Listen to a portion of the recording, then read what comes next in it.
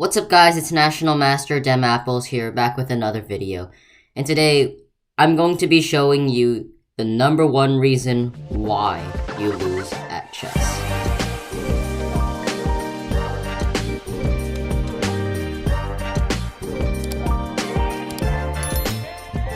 Now, it's not something crazy like, oh, my openings suck, or my tactics suck, or my strategy. At most people's level, it's this that gets you. And it's just, you're hanging too many pieces. This happens all the time, and as you will see in my future rating climb videos, people just like to give me free pieces. So let's see how we can prevent this. First of all, let's take a look at some examples of what free pieces can look like. So, both these just sample games are going to be coming from the Queen's Gambit. So, here we have a Queen's Gambit accepted, and this is one of the most basic versions of hanging pieces. So this is all theory. White goes e3, attacking the pawn, and black goes b5, protecting the pawn. White goes pawn to a4. Now, what white wants black to do is, like, take here, so that he has many moves here, but usually, I'm not quite sure what white does here, but white can scoop up these pawns, and the reason why this is good for white after, say, bishop d7, queen takes pawn, is because black's pawn structure isn't that great, and white has some pretty good central presence. Meanwhile, black doesn't really have any pawns in the center at all. So this is what white wants. However, here, black is up a pawn, and he doesn't want to give it away. He doesn't want to go a6, because after pawn takes, white wins a free rook.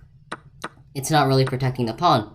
So black goes, well, I'm gonna protect my pawn with c6.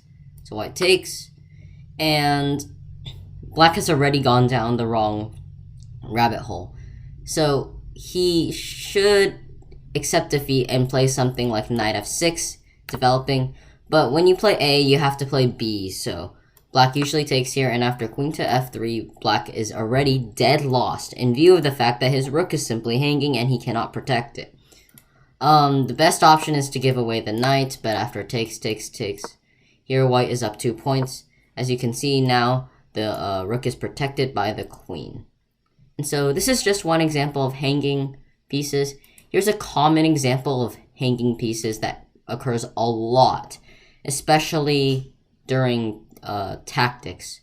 Like if you're doing tactics on a chess website or a book or anywhere, this occurs a lot. So it's not necessarily the moves, but it's this pattern, right? Usually happens when the c-pawn is gone. And, we just have a normal exchange Slav here. We're just playing some random moves here. Bishop f5 is not the main move, but I just want to show you what happens. Knight e5 happens, right? Pawn e6, bishop d2, now bishop b4. And now white can go queen to a4 check, winning this piece. And black cannot go knight c6 to protect this piece because white will take. And then white will take again. And by the way, black cannot take here because white takes the free queen. Now there are some permutations of this particular variation. For example, white could have gone bishop f4, and after bishop b4, queen a4 check does not win the piece anymore, because after knight c6, black can take this knight, an intermediate move, and he doesn't really lose much material after queen to d7, a counterpin. So, again, there are many variations, but it's usually the best when this knight is gone. The pattern is queen to a4 check when there is a piece on b4. Usually it's a knight or a bishop, but yeah, queen a4 check. Beware of this, because it often wins a free piece, and just take a look out for it in your own games.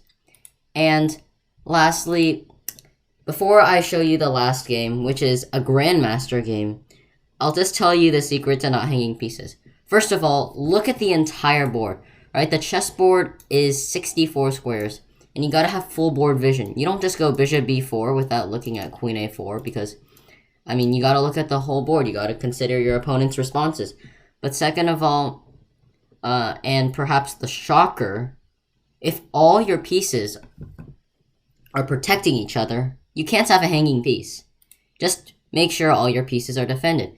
or identify your hanging pieces, right? Right now, this bishop on f4 is hanging, but there's no real way to get at it. This pawn on b2 is hanging, and this could become a slight concern in some variations with queen b6. So that's just something to keep in mind.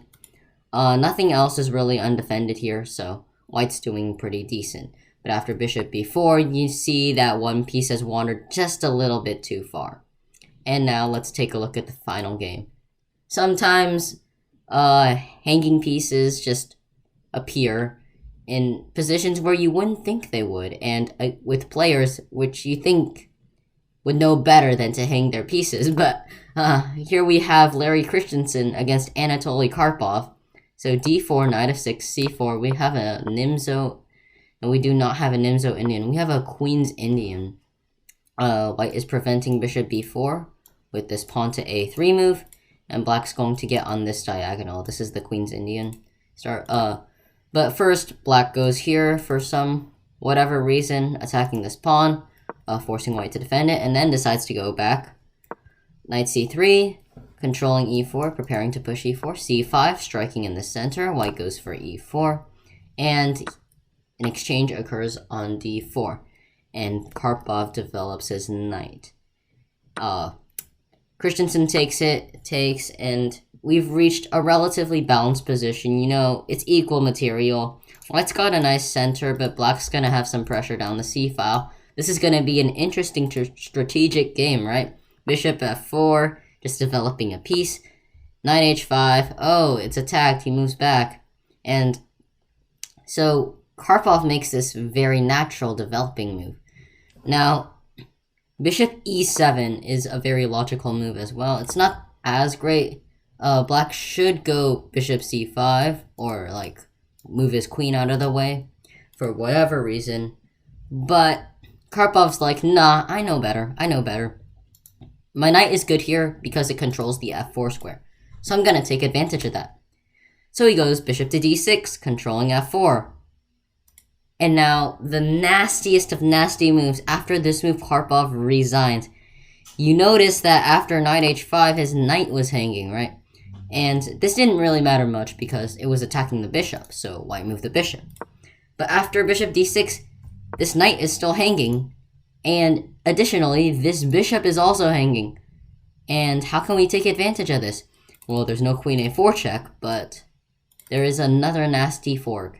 And you usually think the knight as a piece that forks a lot, but honestly, the queen is really nasty. And after this quiet move, queen to d1, attacking the bishop and the knight, Karpov resigned, because there is just simply no way to protect both the bishop and the knight. And at their level, I mean, being a piece up, you just pretty much automatically win the game.